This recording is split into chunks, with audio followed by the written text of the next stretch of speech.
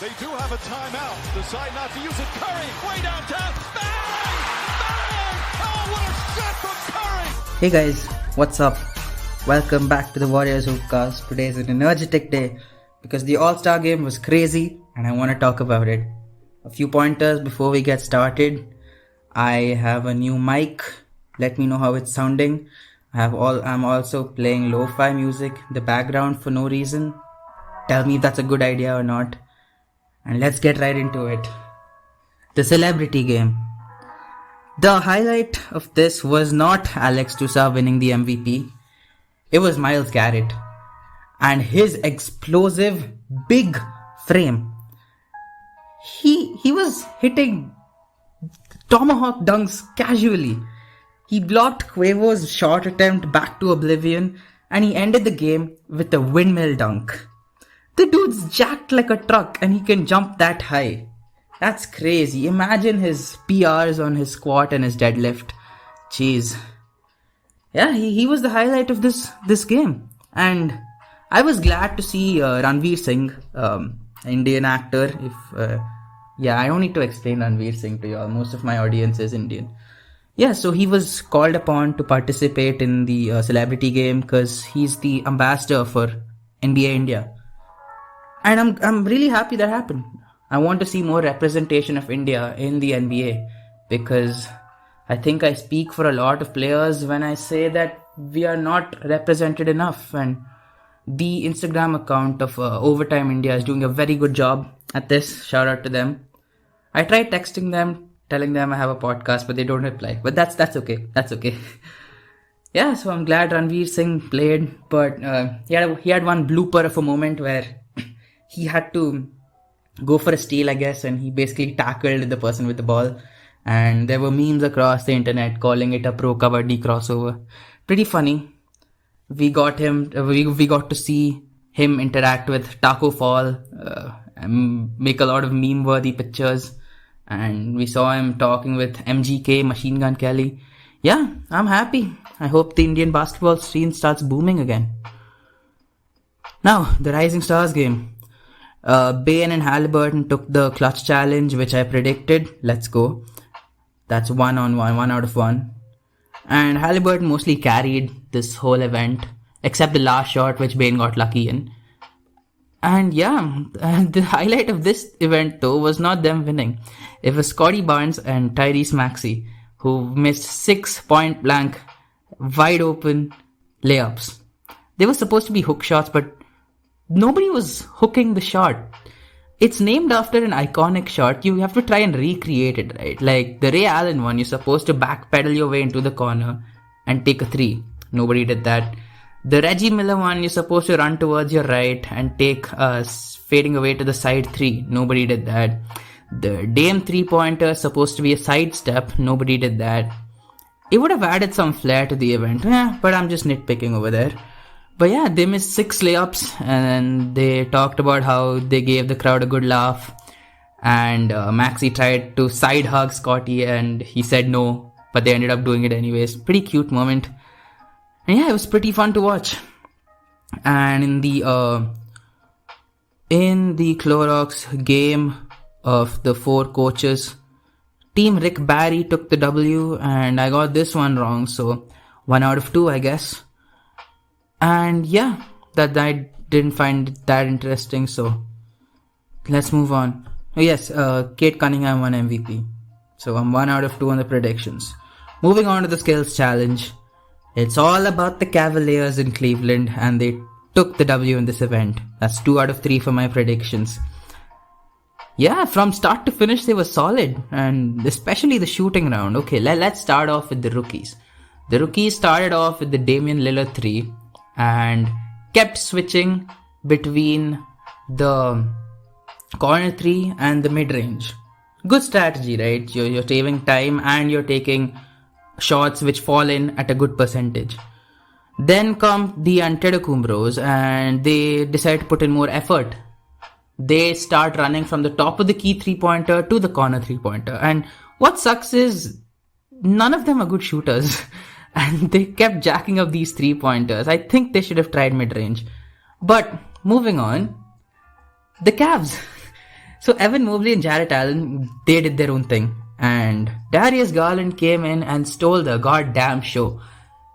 He switched between the top of the key and the Damian Lillard three-pointer. I don't think it was called the Damian Lillard three-pointer, but yeah, the long-range one. And he missed just 2 shots in 30 seconds. He scored more than, I think, the Antetokounmpos combined. So yeah, Darius Garland had an amazing outing, and they took the shooting challenge by a mile. The passing one, I guess the rookies took it, and I even forgot the last one. What was it? Okay, never mind, moving on. The final round was the half-court challenge, where the rookies took 9 seconds to make a half-court shot, and Evan Mobley just splashed his first one. Easy win. Oh yeah, the third event was the team relay, which was decent. I mean, the defender, the automated defender, was not really doing much, was he? I don't think that was needed. So yeah, the Cavs took this one, and Mobley can splash from anywhere apparently, so 2 out of 3 on my predictions. Now, the 3-point challenge. This one I got wrong, but I am not sad about it. Karl Anthony Towns, your 2022 3-point champion. A center winning it for the first time ever in the history of the league. That's crazy, man. The other finalists were Luke Kennard and Trae Young, who each finished with 26 points, I think. And Karl Anthony Towns had 27 with 1 full rack left. And he missed his last 3 shots, otherwise he could have ended with 33. That would break Steph's record of 31. As a fan, thank God it's safe, but really proud and really happy for Karl Anthony Towns, man. He calls himself the best shooting big man the league has ever seen, and now he has solid proof to back that statement up. So yeah, and the rest of the competitors were kind of disappointing. Like, I expected more from Fred VanVleet, Desmond Bane, and Zach LaVine. But hey, it's okay. Cat put on a show. Now, the main event of the day, the All-Star Game. It was brilliant from start to finish. You cannot disagree there. And yeah, as a fanboy, it's hard not to address the Stephen Curry performance. 16 3-pointers. And then 7 of them were bombs from beyond 30 feet. He went 8 of 11 for 24 points in the first half. And the record at All-Star Game was held by Paul George with 9 threes, which was broken in the third quarter pretty easily. And then he decided, I'm not done. And he ended with 16 threes. So 8 of 11 in the first half, 8 of 15 in the second half. Provided he chucked up some shots to beat Anthony Davis's record of 52 points in an All-Star Game from 2017. But he couldn't do that. But that's okay. Steph ended with 50 points for the night. 50 minus 16 times 3, that's 48. So the 2 points, you wonder where that came from? Yeah, he launched a floater all the way to the moon and it dropped in. That was his only 2-point field goal of the game, which gave him 50 points. Again, 16 threes. The more I say it, the more I love it. And I've watched the highlights tape at least 7 to 8 times, easily. And the Akron boys showed up together, man. Steph Curry with 50, LeBron James with the very tough turnaround game winner against over 2 people. Yeah, and we had another Cleveland this is for you moment there. What's not talked about is Giannis having a very quiet 30 in 12 and nobody cares to talk about it. This is the Steph effect. And people should be talking about Giannis, but come on, when someone scores 50 on your team, you'll talk about that. And the top performer for Team Durant was Joel Embiid, again with a very good 36-point outing. He was going for it. He was going for All-Star Game MVP. And unfortunately, Steph proved to be a little too hot that day. And if you guys noticed, the closing 5 for Team LeBron was Darius Garland, Jarrett Allen, Stephen Curry, LeBron James, and DeMar DeRozan. Now, who was last year's MVP? Nikola Jokic. He was not on the floor. You wonder why? Defensive liability. Joel Embiid can cook Nikola Jokic all day, every day. So yeah, he had to be off the floor. which raised a lot of debates concerning the respect Nikola Jokic gets. But hey, it's fine, man. The Garland-Allen connection runs in Cleveland, and the All-Star game is in Cleveland. So, of course, Monty Williams would let them finish the game, right? There should not be such a serious debate. Right. So, I thoughtfully skipped one part of the All-Star weekend. It's the dunk contest, and rightfully so, because I love JTA, but this was bad. This was really, really bad. Cole Anthony dunked with those Timbs. Okay, fine. Something. And Jalen Green wore that chain with a phone attached to it, probably an NFT thing, which I do not understand. And then he removed it and gave it to the judges, and he did his dunk, and he wore it back again. So what's the point of the chain? Again, there were so many misses this All-Star game. I mean, this dunk contest. My bad. Yeah, it was not entertaining at all. Look, Obi Toppin was solid, right? His finishing dunk, between the legs, tap on the board dunk, that was good. Even JTA was close to solid, and he kind of tried to recreate the Jason Richardson one from 2002 or 3, but he had no chance. But his 360 windmill was pretty solid. He jumped over Andrew Wiggins cleanly, that was also solid. But yeah, Jalen Green and Cole Anthony kind of disappointed. And the internet was outraged at this. I think the word trash started trending on Twitter as soon as this event got over. So yeah, this sucked. And everywhere now there are talks about how to fix the dunk contest. So I thought of some of my own solutions, right? Number 1, set a standard. Now this world has a lot of pro dunkers, and they create new dunks almost every day, every week, every month. I don't know. I just saw Taylor Curry throw a lob to himself and finish with a 360 under the legs reverse. Yeah. So what you can do is allow these pro dunkers to submit their best dunks. Set a standard for 50 points. Here's why. In the 2000 dunk contest, if I'm not wrong, the 97 dunk contest, Kobe threw down a between the legs dunk. That's it, just between the legs. And it was not a 50-point dunk. But just a few years ago, when someone else threw down the same dunk, it was 50. Now, does the difficulty level change in these two situations? No, they're doing the same dunk. What changes is people have already seen it. The judges will grade it less because people have already seen it. This is not fair, is it? Because the skill gap is 0. But still, the points are less. So, yeah, you have to set a standard.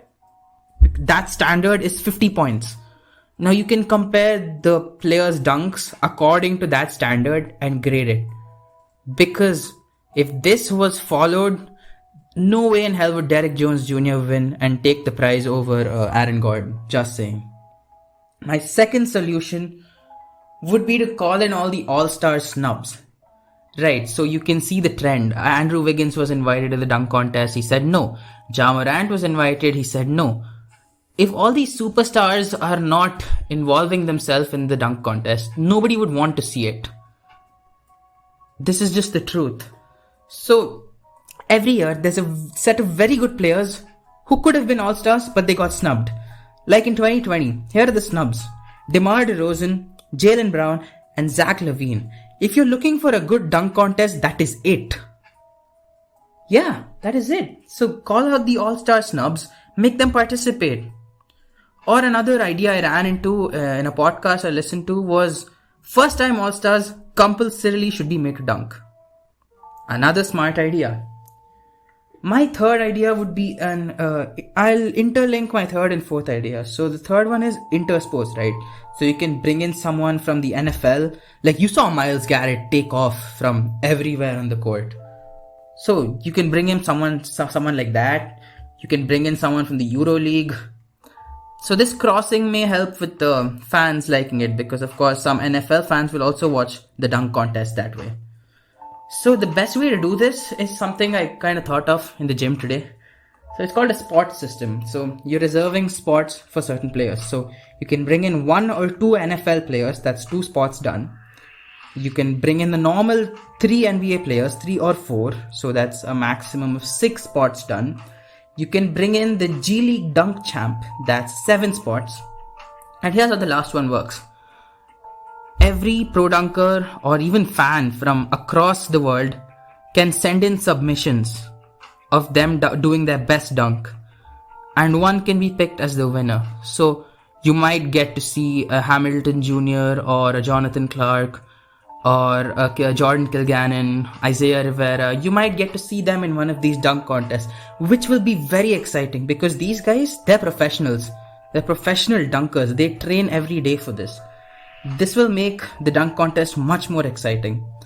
Let me know what you think of these ideas. And yeah, that was the All-Star weekend. I enjoyed every event except the dunk contest, like most people. Yeah, and we gotta see what happens next year. Now. The break will last till Friday and I'm very bored till then. But let's talk about the teams right now. Here are the recent power rankings. Phoenix is number 1 and has been number 1 throughout. They have the 3rd best offensive rating, the 3rd best defensive rating, and the 1st net rating overall. Number 2 is Memphis with the 5th best offense, 9th best defense, and the 5th best net rating. 3rd is Miami, who I do not follow, and I'm surprised that they've made it here. They have the 7th best offense and the 6th best defense. That's crazy. And their net rating is tied with Memphis for 6th place with 4.5. We have Boston making a crazy surge because of their recent 9-1 stretch, where their defense is 2nd in the league now, just 0.3 away from the number 1 spot. Their offense, however, is pretty lackluster. They're 18th in the league and their net rating is 4th at the moment. And 5th is Denver. They have the 7th best offense and the 14th best defense, which is crazy, man. Nikola Jokic is doing something special out there. And their net rating is 10th. Yeah, you must be wondering where the Warriors are, right? Yeah, we're 6th. With the 11th best offense and the best defense in the league, but just by 0.3. And our net rating is 3rd. Right, so our offense has slipped by a landslide. We were the 5th best offense at a point, and now we're 11th, which sucks really. Here are 3 facts that I kind of scoured from the internet. We have outscored people by 6.1 points in the restricted area. Talk about small ball. We always keep bashing the Warriors for having no true center, and we're still outscoring people in the restricted area. With Draymond Green, it is 11.8 plus 11.8 per game, and without, it's minus 1.2. You see that impact there? That's a 13-point turnover. We are shooting 46.4% of our shots from three-pointer and making 36.2% of them. So we're 2nd in the amount of threes we take, in the percentage of threes we take, and 5th in the percentage of threes that we make, which is pretty good. I don't think any other team is top 5 in both. And we are shooting 50.4% on twos and 33.4% on opponent threes. The 50% stat, we are 2nd in the league, and the 33% stat, we are 3rd in the league. The Suns are the only other team with top 5 in both of these. Yeah, so the recent stretch of games where we went 1-4 has pretty much killed us on the power rankings. And I'm predicting a resurgence, man. Steph just splashed 16 threes. That will give him a lot of confidence going ahead. And yeah, I'm predicting that we take the 2nd spot again. Now, I think we are already at our ceiling, because no way in hell we're overtaking Phoenix for the 1st seed. They are like 7 games ahead of us. Even though Chris Paul is injured and will be out minimum 6 to 8 weeks before a reevaluation, there's no way Phoenix is losing that many games to give us the 1st seed. So the 2nd seed is our best shot, and we are just 1.5 games behind Memphis. So yeah, we should try and consolidate ourselves in the second seed. Yeah, let the season start again. We'll see how it goes. That's it for today's episode, guys. Let me know if you like the audio quality, and let me know if the lo-fi music was annoying. And yeah, I'll catch you in the next one. Get out of here.